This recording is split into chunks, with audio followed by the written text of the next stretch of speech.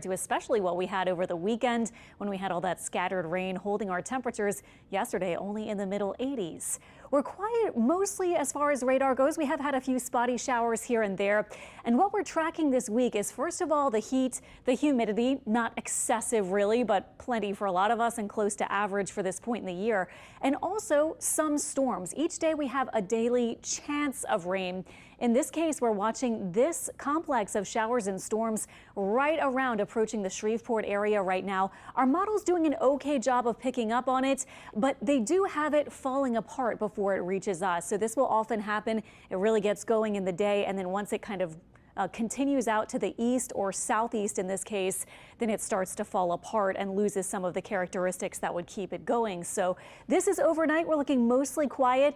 Interesting that this model does want to form up yet another one tomorrow. This would be potentially in the morning. Quiet start to your Tuesday, but then through the day, yet another complex of some showers and storms. Those mesoscale convective systems that we talk about, MCSs, racing toward us and maybe weakening once again.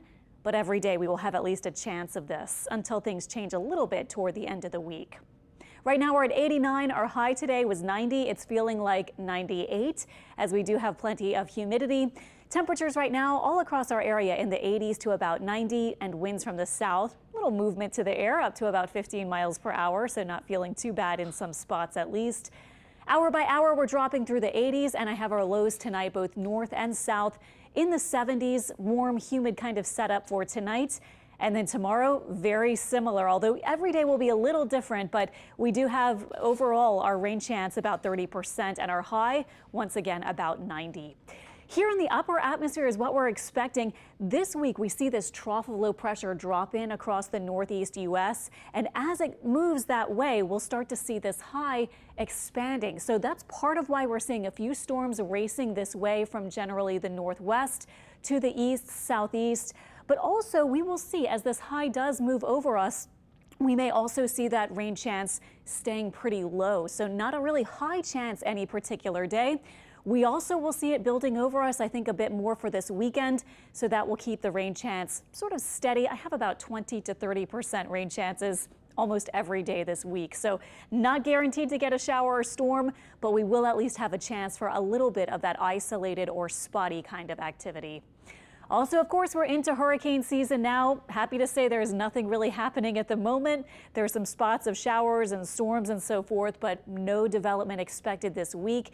And we may see our activity, of course, ramping up later in the season. That always or usually happens, but we may see that even more so as some of the factors in play, for example, that transition to La Nina isn't expected to happen until later in the summer, and that's what would set us up partially for those high numbers that we've been hearing about for our hurricane season activity this year.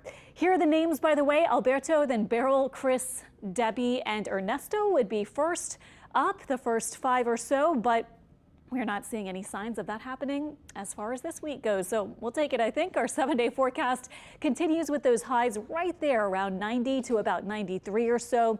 We also will have a little front drop in, a surface feature on Friday. So that'll bring our rain chance to about 30% again.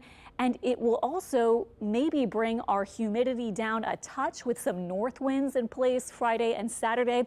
We will see. It may not be a big difference, but it might be sort of nice. We might be able to feel it. We'll see as we get a bit closer, and notice those overnight lows may drop a little bit, particularly north of the lake this weekend. LSU baseball